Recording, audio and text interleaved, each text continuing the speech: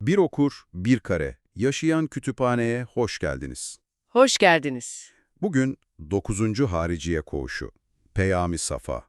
Bedeninize kazınan, size uykusuz geceler yaşatan, fiziksel bir acının bugünkü kimliğinizi nasıl ince ince işleyip inşa ettiğini hiç sorguladınız mı siz? Çoğumuz bu tür bir acıdan kaçmaya çalışırız açıkçası. Haklısınız. Bugün o kaçtığımız acıyla yüzleşmek için sizi 1915 yılına eter ve tentürdiyot kokan, soluk ışıklı, steril bir hastane koridoruna götürüyoruz. O soğuk koridorda 8 yaşından beri dizindeki kemik veremiyle savaşan, bacağının kesilmesini bekleyen 15 yaşında isimsiz bir çocuk yatıyor. Üstelik elimizdeki kaynaklar sadece bu dramatik hikayeyle sınırlı değil.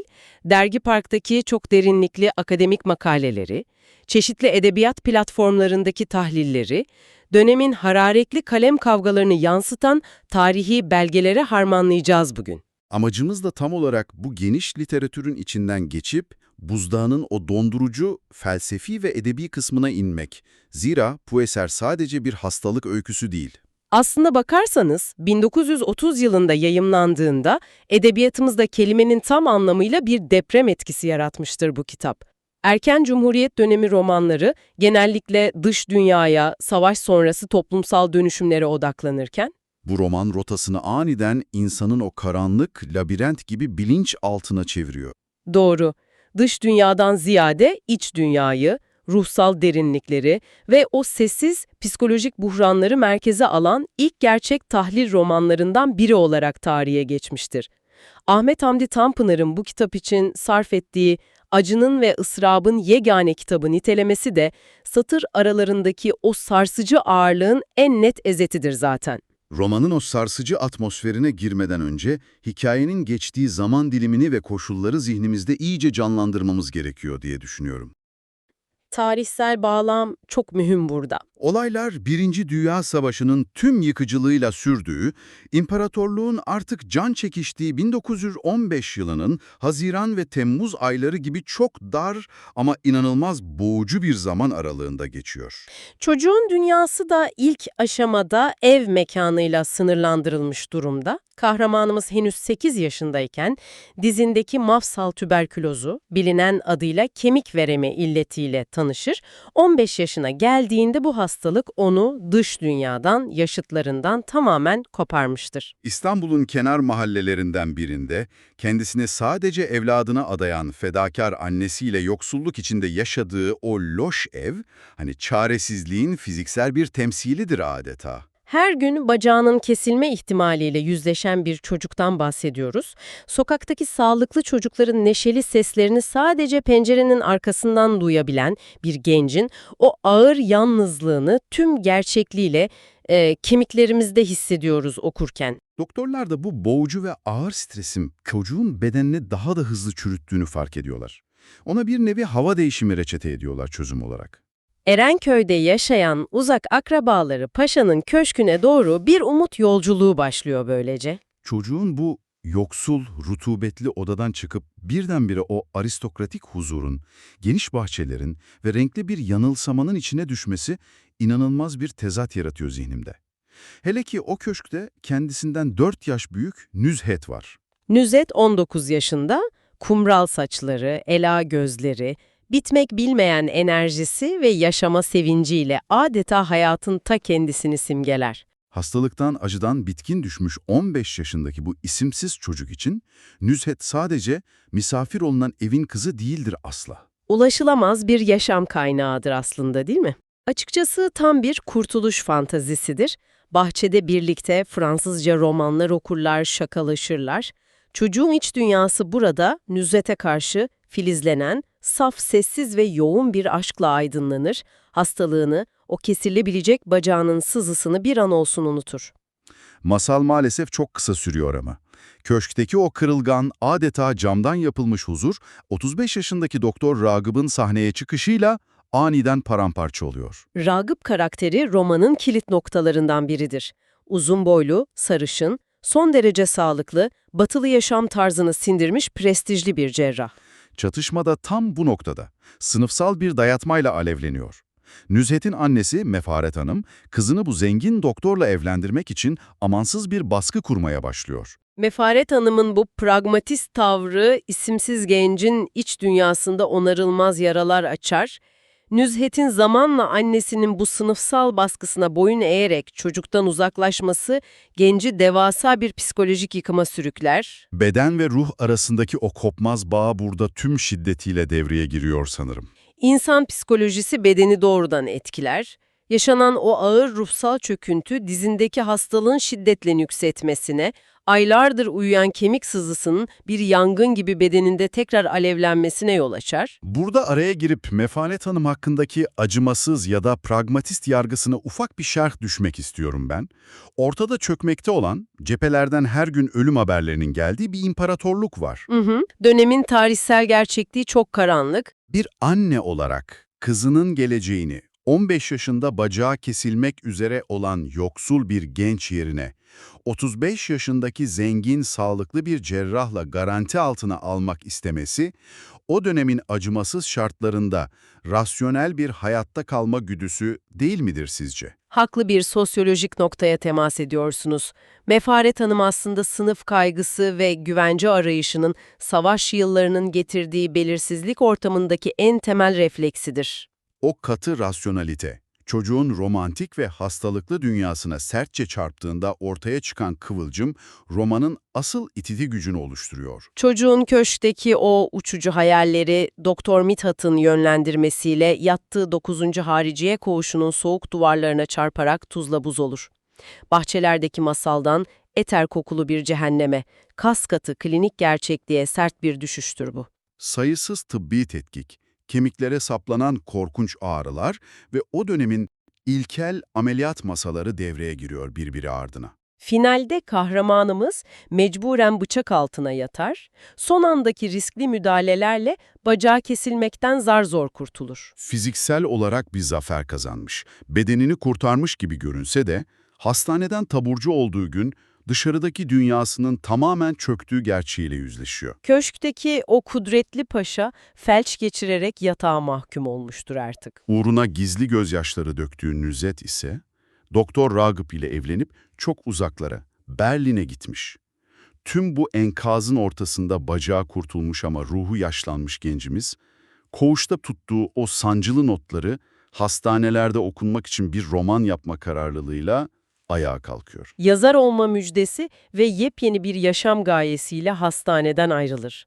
O isimsiz, hasta çocuk manen ölüp yerine yaralarından kelimeler damıtan bir sanatçı doğar.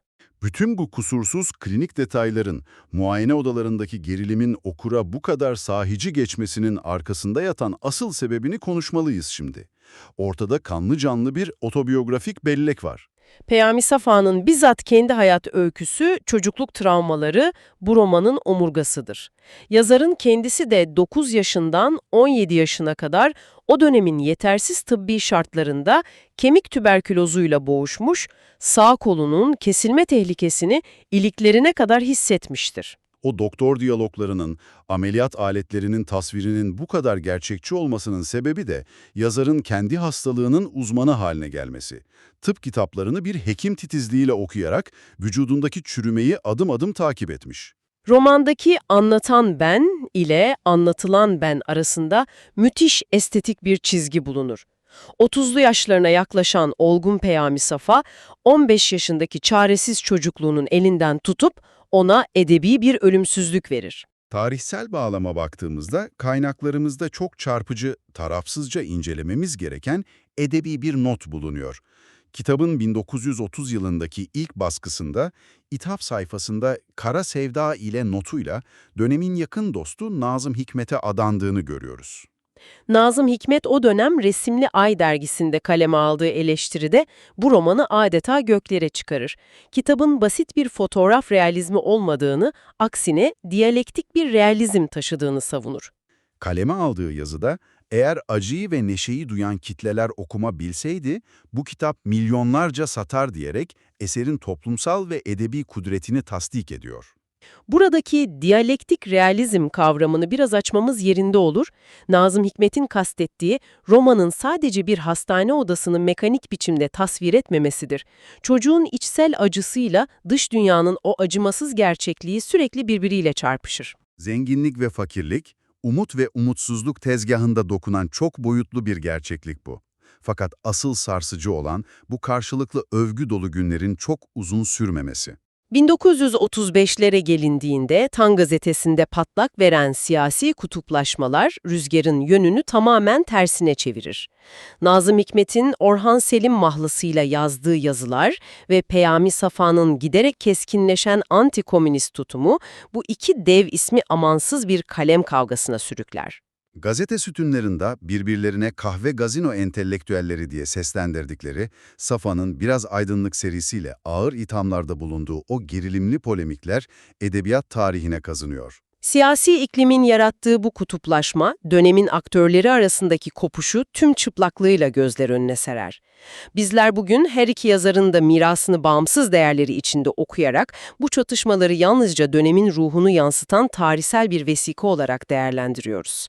Romandaki o yoğun sembolizme dönmek istiyorum ben.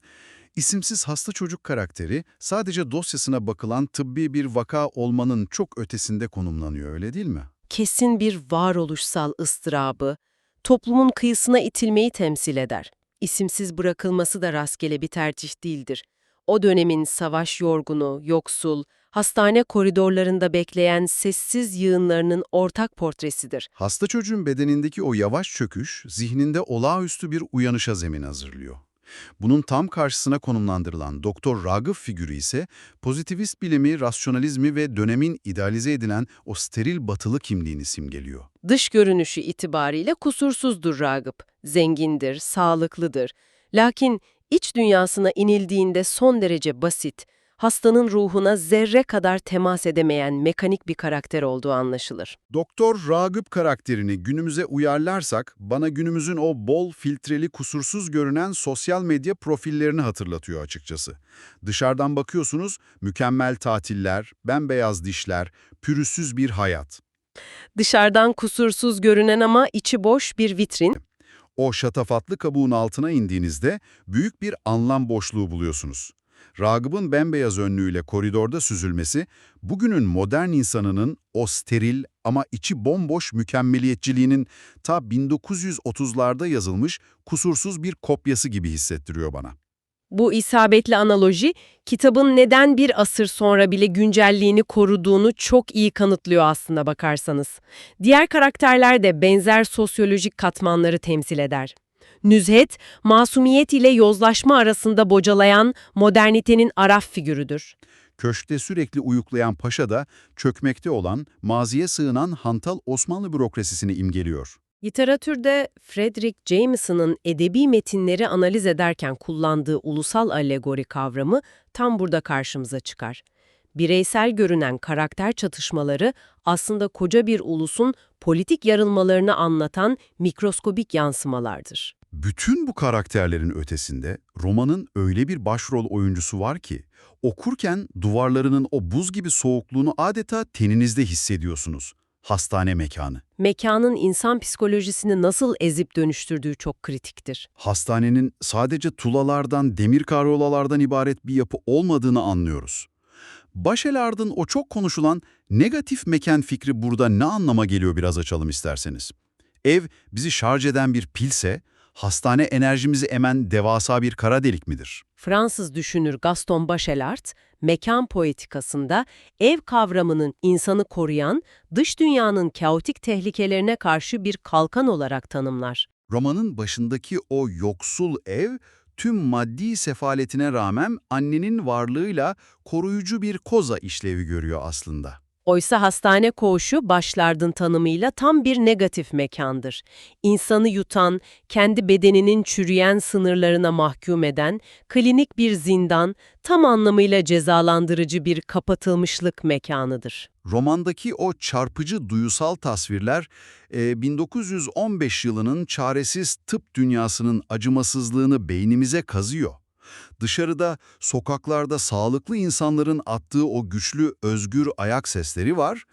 Koğuş koridorlarında ise sadece linolyum muşambalara sürtünen hastalıklı ayak sesleri yankılanıyor. Bembeyaz, steril duvarlar hastanın gözünde birer işkence aletine, yüksek tavanlar ise her an üzerine kapanacak devasa bir mezar kapağına dönüşür. Bedenin o eter kokulu sınırlara hapsolması, mekanı bellekte travmatik bir işkence odası olarak kodlar. Hasta çocuk, muayene odasının o soğuk kapısından tek başına her girdiğinde zihni bu klinik yalnızlık karşısında parçalanıyor. Duyuları kısıtlanan insan, o dar mekanda kendi karanlık düşünceleriyle baş başa kalarak yavaş yavaş psikolojik bir erozyona uğrar. Beni en çok düşündüren nokta şu aslında, ortada işlenmiş hiçbir adli veya ahlaki suç yokken 15 yaşındaki bir çocuğun o koğuşu cezalandırıcı bir hücre gibi hissetmesi okurda derin bir adaletsizlik duygusu yaratıyor. Suç ve ceza kavramlarının bedensel bir ıstırapla yan yana gelmesi çok sarsıcıdır. Hastalık, doğanın hiçbir suçu olmayan bedene kestiği rastgele bir ceza mıdır? Yoksa çocuk bilinçaltında bu korkunç acıyı yoksul olmanın veya nüshete layık görülmemenin kefareti olarak mı algılıyor? Psikanalizin verilerinden derinden etkilenen yazar, suç ve ceza dinamiklerini ustalıkla ters yüz eder. Roman, fiziksel acıyı anlamsız bir ceza olmaktan çıkarıp, felsefi basirete ulaşmak için geçilmesi gereken bir olgunlaşma vesilesi olarak konumlandırır. Hastane ortamı, diğer hastalarla kurulan empatik bağ sayesinde bireysel bir tecrit hücresi olmaktan çıkıyor böylece. Orası artık acı çeken ruhların birbirini sessizce anladığı kolektif bir ruhsal eğitime, bir tekamül merkezine dönüşür. Kahramanımızın dediği gibi iki hasta kadar birbirine yakın hiç kimse yoktur. Bu acılı sürecin sonunda ulaşılan o nihai nokta bizi çok önemli bir edebi kavrama götürüyor. Fiziksel acı, çocuğu sıradan bir ergenden hastane notlarını kitaba dönüştürmeye karar veren derinlikli bir yazara evriltiyor. Dünya edebiyatı terminolojisinde bu kusursuz anlatı yapısına Bildungsroman yani oluşum ve gelişim romanı adı verilir. Çocuğun ıstırabı, köşkte yaşadığı o devasa hayal kırıklıkları, onu yok eden zehirler değil, dönüştürücü katalizörlerdir. Acı, karakterin entelektüel kimliğini var eden en temel yapı taşı işlevi görüyor yani. Bildungsroman kavramı bence bugünün modern insanı için inanılmaz bir reçete sunuyor bizlere. Modern insanın hayatı kurgulayış biçimiyle romanın felsefesi arasında büyük bir uçurum var. Günümüzde hayatımızı nasıl kurguladığımıza şöyle bir bakın.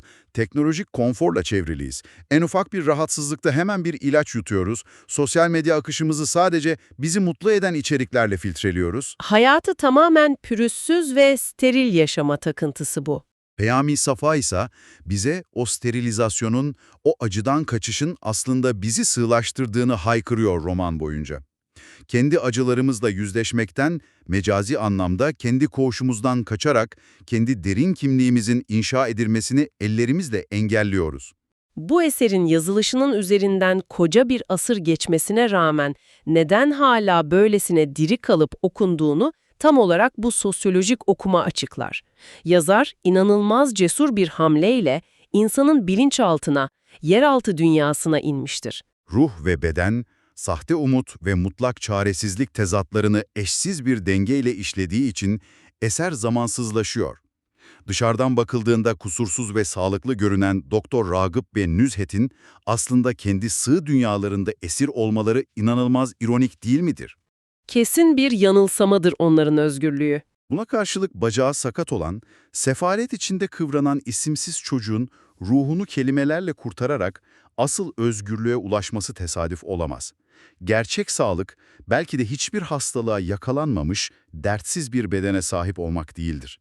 Gerçek sağlık, çektiğiniz en derin acıyı bile dönüştürüp, ondan insanlığa kalacak edebi bir anlam üretebilme sanatıdır. Bir okur bir kare, yaşayan kütüphane. Kitapları sizin için okuyor, özetliyor, analiz ediyor ve inceliyoruz. Yorumlarınızı bekliyoruz. Beğenmeyi ve abone olmayı unutmayın.